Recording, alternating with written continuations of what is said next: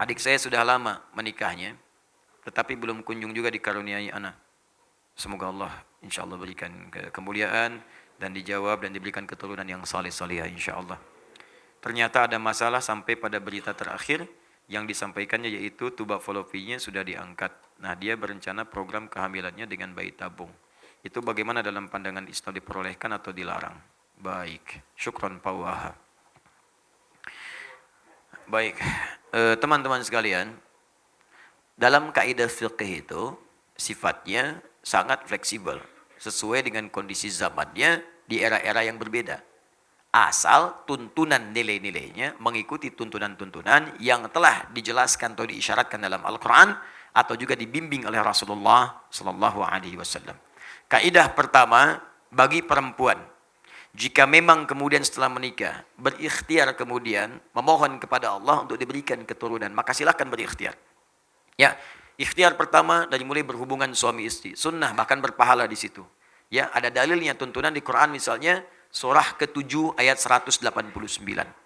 Ya, ada lagi nanti di Al-Baqarah misalnya ayat 187 sampai ayat ke-223 juga ada di situ. Dari 222 bahkan dari nikahnya 221, 222 sampai 223-nya. Ada batasnya. Kapan itu berhenti, kapan itu dilakukan. Saat haid tahan, suci silahkan. Yang kedua, kalau setelah berhubungan itu belum ada tanda-tanda, maka cari amalan-amalan yang dengan amalan itu bisa melahirkan jawaban dari apa yang diharapkan. Rumus motivasinya ada di Quran surah 5 ayat 35. Ya ayyuhalladzina amanu taqullaha wabtaghu ilaihil wasilah. Hei orang-orang beriman, tingkatkan takwamu kepada Allah, cari wasilah dengan takwa itu untuk menjawab apa yang kamu inginkan. Misal Anda punya harapan nih, ya Allah saya pengen punya keturunan, 2 tahun belum ada, 3 tahun belum ada, 4 tahun belum ada. Apa cara terbaiknya? Kata medis gak bisa ini mustahil, kata klinis gak mungkin. Maka cara yang terbaik adalah kembali kepada Allah yang tidak punya batas. Semua akan dikasih.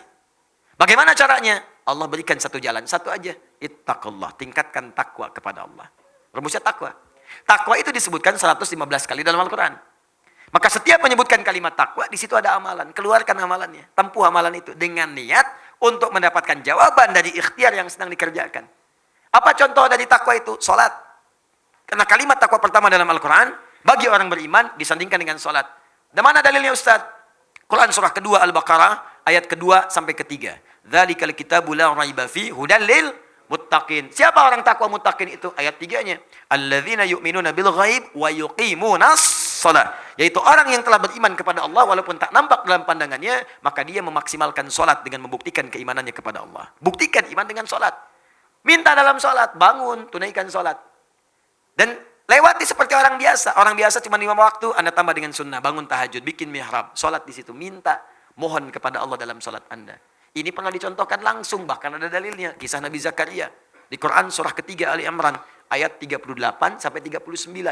Bangkit sholat di mihrab. Begitu sholat, berdiri, minta kepada Allah. Dalam berdirinya mohon. Ya, hunalika da'a Zakaria Rabbah. Di mihrab itu saat sedang sholat, Nabi Zakaria bermohon kepada Allah Rabbnya. Ya, ingat ya, sholat itu hal yang sangat penting untuk bermohon. Karena itu secara fikih, sholat disebut doa. As-sholatu hiya doa. Sholat itu doa. Jadi kalau sedang sholat minta, ada 4 posisi yang paling strategis. 4, 1 berdiri, 2 saat rukuk, 3 saat sujud, 4 sesaat sebelum salam. Strategis untuk memohon kepada Allah, minta. Makanya dulu semua nabi orang soleh itu kalau punya hajat, sholat. Minta. Sholat. Dalam sholat kita tuh 5 kali, minta. Hajat kita apa? Minta. Ya, kalau ada yang mendesak, misalnya datang ke masjid, tahiyatul masjid, minta sholat. Lihat waktunya, kalau duha, dalam sholat duha minta. Syuruk minta, syuruk. Malam tahajud minta. Semua nabi sholat. Kalau nggak percaya, lihat di Quran. Quran surah ke-20 ayat ke-14. Nabi Musa sholat. Nabi Isa sholat. Quran surah 19 ayat 31 sampai 33. Nabi Ismail tadi sholat. Quran surah 19 ayat 55. Bahkan minta keluarganya sholat. Wa kana ya'muru ahlahu bis sholat. Minta keluarganya sholat. Para nabi nyuruh keluarga sholat. Anda bayangkan. Nabi Muhammad minta. Bukan cuma anaknya, Fatimah misalnya, tapi juga suaminya, menantunya. Ali bangun, minta, sholat, minta. Apa yang dikatakan Nabi Zakaria dalam sholatnya? Qala rabbi habli min ladunka dzurriyyatan thayyibah innaka sami'ud du'a. Ya Allah, mereka memvonis aku tidak mungkin punya keturunan. Mereka katakan mustahil karena istriku divonis secara medis itu monopus dan mandul. Maaf. Habli dari kata wahab. Wahab itu artinya Pemberi yang tidak punya batas. Sifat Allah memberi yang tidak punya batas. Wahhab. Ini dahsyat. Ini kalau ingin berdoa, awali dengan nama Al-Asma'ul Husna. Ayatnya jelas, Quran surah 17 ayat 110. Qulid Allah awid Rahman ayyamma tad'u falahul asma'ul husna. Kalau punya hajat, sebut nama Allah atau Ar-Rahman, atau cari nama yang sesuai dengan hajatnya. Kalau butuh rizki, ya Razzaq. Besok mau ujian, ya Alim. Ya? Ini pengen punya sesuatu, kata manusia terbatas. Cari yang tanpa batas. Wahhab. Wahhab, permintaannya disebut hab. Kalau untuk banyak, hablana. Untuk sendiri, habli. Qala rabbi habli min ladunka dzurriyyatan thayyibah. Ya Allah, saya mohon anugerahkan dari sisimu saja ya Allah. Engkau pemberi yang tidak punya batas. Mereka katakan saya terbatas. Aku mohon kepadamu yang tidak punya batasan ya Allah. Anugerahkan aku keturunan dari sisimu saja. Engkau pasti mendengar doaku. Kalau pada yang maha mendengar pun tidak dikabulkan, kepada siapa lagi aku mesti memohon? Itu dipanjatkan dalam keadaan berdiri, masih berdiri dalam sholatnya. Tiba-tiba kemudian selesai berdoa. Sholat belum selesai, masih selesai berdoa, masih berdiri dalam sholat. Turun jawaban malaikat. Ayat 39-nya, surah 3 ayat 39. Fanadathul malaikatu wa huwa qaimun yusalli fil mihrab. Turun malaikat menyeru sedangkan beliau masih berdiri di mihrabnya, sedang sholat. Di sholatnya belum selesai. Anda bayangkan dahsyatnya berdiri, dahsyatnya dalam sholat. Berdoa dikabulkan, sholat belum selesai. Ustaz, kalau sudah dikabulkan begitu, nggak usah diterusin aja pas sholat Ustaz ya? Enggak juga. Sampai beres, sebagai syukur kepada Allah. Ya. Turun. Annallah yubashiruka biyahya. Allah kasih kabar gembira, Anda akan punya anak, langsung namanya dari Allah Yahya. Artinya hidup. Yang mustahil lahir dari rahim seorang perempuan yang monopus dan mandul. Kata medis, kata Allah nggak ada yang mustahil. Lahir dan hidup dia. Silakan. Tiru itu. Karena janji Allah mutlak. Saya sering sampaikan berkali-kali, Allah itu kalau sudah berjanji, itu pasti ditepati. Allah yang berjanji, Allah yang menepati. Kalau manusia kan beda. Kau yang berjanji, kau yang mengingkari. Ya. Kau yang awali, kau yang akhiri. Allah beda. Dia yang awal, dia yang akhir. Dia berjanji, dia menepati. Innallaha la yukhliful mi'ad. Allah tidak mungkin kemudian mengingkari janjinya. Pasti ditepati. Ya, jelas sampai di sini? Kapan itu terjadi? Cari situasinya sampai dengan Anda membaca kalimat iyyaka na'budu wa iyyaka nasta'in. Itu perintah di Quran surah kedua ayat 45. Wasta'inu bisabri wassalah. Kalau punya masalah, sabar dulu lalu minta dalam salat. Wasta'inu, minta. Kita akan minta nasta'in. Kita mohon iyyaka na'budu wa iyyaka nasta'in. Maka dijawab di hadis qudsi. Qala Allahu azza wa jalla, hadza baini wa baina 'abdi wa li 'abdi ma sa'al. Ini perjanjian antara aku dengan hambaku. Kalau hambaku benar salatnya sampai bacaan ini, apapun yang dia minta sekarang aku akan kabulkan. Saya pernah ajarkan ini pada beberapa kalangan. Ya, ini dari Qur'annya bukan dari saya. Kalau Anda yakin Allah pasti berikan. Masya Allah, ada yang 7 tahun, 8 tahun, sekian tahun dia praktekkan. Tidak menunggu lama, tiba-tiba kirim foto mihrabnya. Ya. Ubira, sampai teriak, sampai nangis. Sudah bertahun-tahun, tiba-tiba terjadilah itu. Allahu Akbar, indah. Dan ternyata sesuatu yang diraih dengan cara yang lama itu, keindahannya lebih lama. Dan kebahagiaannya lebih terasa. Sama anak kayak muter-muter, nyari cendol kan. Udah muter lama, 2 jam ketemu. Makannya lebih enak kan. Lebih nikmat minumnya. Bahkan teh pun tanpa gula, serasa manis. Demi Allah sih, aus lari-lari minum teh. Rasanya enak banget. Pagi berdua sama istri.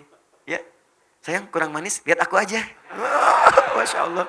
Masya Allah diminum. Kok pahit ya? Enak aja gitu. Nyaman, nikmat. Itu. Dia udah lama nunggu-nunggu begitu lahir.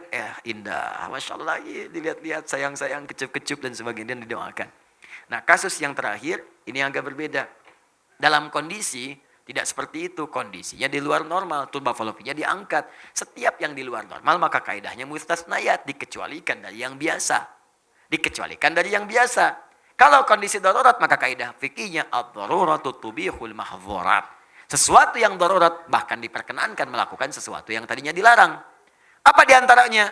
Hamil di luar rahim itu pasti mustahil. Karena sepanjang ada rahim. Sekarang rahimnya tidak ada. Maka dalam kondisi darurat boleh kemudian asal hak syariatnya tidak dilanggar. Silahkan bayi tabung misalnya. Ya. Dengan catatan sperma dengan ovumnya dikumpulkan dari hasil yang halal. Suami istri sudah berumah tangga. Ya. Tubak falopi diangkat. Nggak mungkin secara medis kandung misalnya. Udah nggak bisa nih. Rahimnya udah bermasalah.